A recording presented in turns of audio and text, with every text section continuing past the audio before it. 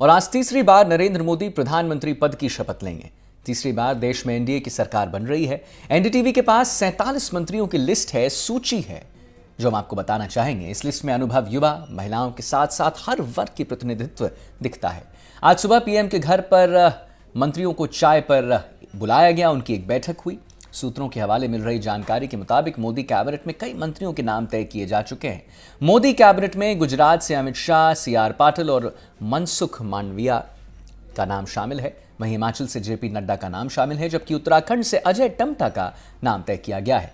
वहीं पंजाब की बात करें तो रवनीत बिट्टू का नाम शामिल किया गया है, जबकि महाराष्ट्र से नितिन गडकरी, रक्षा खर्च से प्रताप राव जाधव, पीयूष गोयल, मुरलीधर मोहोल और रामदास आठवले का नाम शामिल है। वहीं एमपी से शिवराज सिंह चौहान, ज्योतिरादित्य सिंधिया और सावित्री ठाकुर का नाम तय किया गया है। राजस्थान से गजेंद्र शेखावत, भागीरथ चौधरी, अर्जुन राम मेघवाल का नाम शामिल किया गया है, जबकि बिहार से जीतन राम मांझी, रामनाथ ठाकुर, नित्यानंद राय, गिरिराज सिंह, चिराग पासवान का नाम तय किया गया है। झारखंड की अगर आपको बात बताएं तो अन्नपूर्णा देवी और चंद्र प्रकाश का नाम शामिल है, जबकि यूपी से राजनाथ, जितिन प्रसाद, पंकज चौधरी, अनुप्रिया पटेल, जयंत चौधरी और बीएल वर्मा का नाम तय किया गया है। तेलंगाना से संजय बंदी और जी किशन रेड्डी का नाम शामिल है। वहीं हरियाणा से कृष्णपाल गुर्जर, मनोहर लाल खट्टर और राव इंद्रजीत सिंह का नाम तय किया गया है। अरुणाचल प्रदेश की अगर आपको बात बताएं तो वहां से किरण रिजिजू, जबकि असम से सर्बानंद सोनेवाल का नाम तय किया गया है। पश्चिम बंगाल से बात बताएं तो शांतनु ठाकुर का नाम तय है। दिल्ली से हर्ष मल्होत्रा, जबकि कर्नाटक से शोभा करंदलाजे, एचडी कुमार स्वामी और प्रहलाद जोशी का नाम तय किया गया है, जबकि केरल से सुरेश गोपी और तमिलनाडु से के अन्नामलाई का नाम तय किया गया है। सूत्रों के हवाले से खबर है कि एनसीपी से किसी को मंत्री इस बार नहीं बनाया गया है। वहीं पीएम मोदी की शपथ ग्रहण को लेकर तैयारियों को अंतिम रूप दे दिया गया है। शपथ ग्रहण समारोह से पहले पीएम मोदी ने नए मंत्रिमंडल में शामिल होने वाले एनडीए के नेताओं से मुलाकात की है। पीएम आवास पर आयोजित बैठक में मोदी के नए सहयोगियों से वहां पर एक चाय की चर्चाएं भी हुई। वहीं आपको इसी श्रृंखला में बता दें कि पीएम मोदी की शपथ ग्रहण को लेकर तैयारियों को अंतिम रूप दे दिया गया है। शपथ ग्रहण समारोह से पहले पीएम मोदी ने नए मंत्रिमंडल में शामिल होने वाले एनडीए के नेताओं से मुलाकात की। पीएम आवास पर आयोजित बैठक में मोदी ने नए सहयोगियों से चाय पर वार्ता भी की, चर्चाएं भी की। पार्टी में राजस्थान से गजेंद्र शेखावत, भागीरथ चौधरी, अर्जुन राम मेघवाल, अश्विनी वैष्णव और भूपेंद्र यादव ने हिस्सा लिया।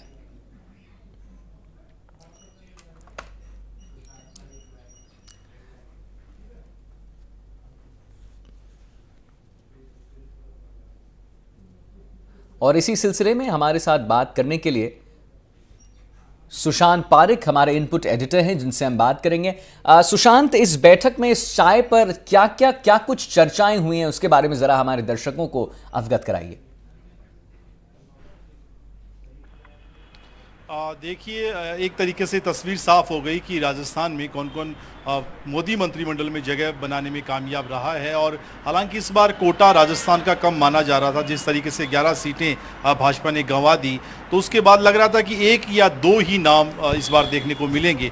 लेकिन क्षेत्रीय और जातीय संतुलन को साधने के लिहाज से जो नाम सामने आए हैं वो बहुत महत्वपूर्ण हैं। अगर नामों की बात करें तो अर्जुन राम मेघवाल दलित चेहरे के तौर पर अगर कहें एससी वर्ग से आते हैं। बीकानेर से चौथी बार लगातार वो जीत कर आए और पिछली बार कानून मंत्रालय उनके पास था, बहुत महत्वपूर्ण। और मोदी और अमित शाह के साथ बहुत फाइन ट्यून है, बहुत विश्वस्त माने जाते हैं। उनको हमने देखा है तस्वीरों में इस बैठक में, जब वो मोदी के साथ, मोदी उन्हें आगामी 100 दिनों का प्लान समझा रहे थे।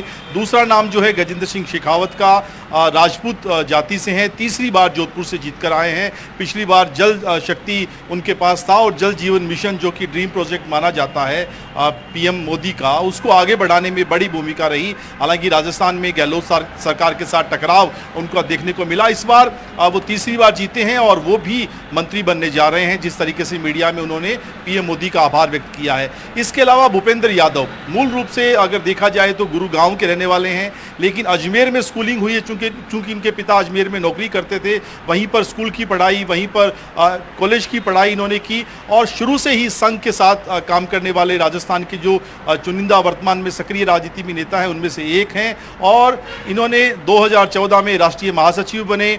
और उसके बाद बिहार हो, यूपी हो, झारखंड हो, उनके प्रभारी की भूमिका बहुत बेहतरीन तरीके से निभाई। पिछली बार राज्यसभा में थे और फिर भी इनको पर्यावरण जलवायु जैसा मंत्रालय दिया गया। इस बार अलवर से जीत कर आए हैं, हालांकि मार्जिन उतना बड़ा नहीं जितना इनका कद है, लेकिन उसके बावजूद मोदी मंत्रिमंडल में ये जगह बना रहे हैं। डिपार्टमेंट कौन सा रहेगा ये महत्वपूर्ण। और राजस्थान में इस बार देखा जाए तो लोकसभा चुनाव के परिणामों में जो 11 सीटें गंवाई हैं उनमें SC ST और जाट समुदाय एक तरीके से बड़ा फैक्टर रहा, जो वोट बैंक भाजपा से खिसक गया है। उसे साधने के लिहाज से जैसे मैंने पहले कहा अर्जुन राम मेघवाल, तो दूसरा जाट समुदाय से अजमेर के सांसद भागीरथ चौधरी का नाम भी है।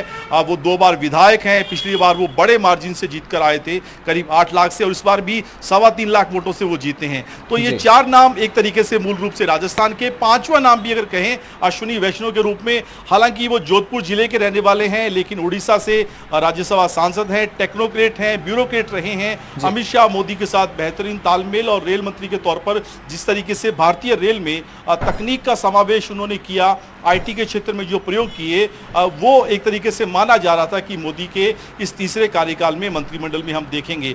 तो राजस्थान को एक तरीके से कम सीटों के बावजूद ज़्यादा देने में कामयाब रही है मोदी की तीसरी सरकार, जो 4 चेहरे अगर मूल रूप से यहाँ माने जाएं और 5वां चेहरा अश्विनी वैष्णव के रूप में। तो ये फोकस है कि राजस्थान में जहाँ चूक हुई है, जहां जातियों को साधा नहीं गया है, जहां क्षेत्रीय समीकरणों को समझने में नाकामी रही है, उसके हिसाब से ये पूरा संतुलन जो है एक तरीके से परफेक्ट माना जा सकता है। जी सुशांत, एक जो नाम जिसकी मैं बात करूं, जो नाम है नीतीश कुमार, ये हमेशा विवादास्पद विषय बने रहते हैं, अभी भी कहीं ना कहीं विवादास्पद विषय बने हुए हैं। ये अटकलें लगाई जा रही थी कि शायद इंडिया ब्लॉक जो है इनको प्रधानमंत्री के पद का कुछ न्योता दे रहा है। यहाँ पर नीतीश कुमार की भूमिका क्या रहेगी, उसके बारे में अगर हमारे दर्शकों को आप अवगत करें। देखिए, नीतीश कुमार क्या करेंगे ये कहना मुश्किल होता है। कोई भी ये प्रिडिक्ट नहीं कर सकता कि आने वाले समय में नीतीश कुमार का कदम क्या होगा, लेकिन फिलहाल उनका राजनीतिक करियर एक ऐसी जगह आ गया है आदित्य की अब उन्हें फैसला करना होगा कि उनकी सियासत और उसके बाद उनके बेटे निशांत का जिस तरीके से नाम है कि वो सक्रिय राजनीति में आ सकते हैं, उसको लेकर कहीं ना कहीं किसी ना एक गठबंधन में उन्हें मजबूती से लंबे समय तक रहना होगा। और हम देख रहे थे कि NDA संयोजक दल की जब बैठक थी और उन्होंने प्रस्ताव का अनुमोदन किया था तो उन्होंने कहा था कि हम अब कहीं नहीं जाएंगे, लंबे समय तक आपके साथ रहेंगे, PM मोदी के साथ। दरअसल जो आपने कहा कि JDU के जो प्रवक्ता है KC त्यागी, उन्होंने एक बयान दिया था कि इंडिया गठबंधन ने उन्हें PM पद का ऑफर किया। ये एक तरीके की प्रेशर पॉलिटिक्स होती है, आप ये समझिए, ये दबाव बनाने की राजनीति है कि वहां पर हमें PM मिल रहा है लेकिन हमने छोड़ दिया, अब यहाँ पर हमें सम्मानजनक मिलना चाहिए। उनके गठबंधन से जो मंत्री बन रहे हैं उसके लिहाज से भी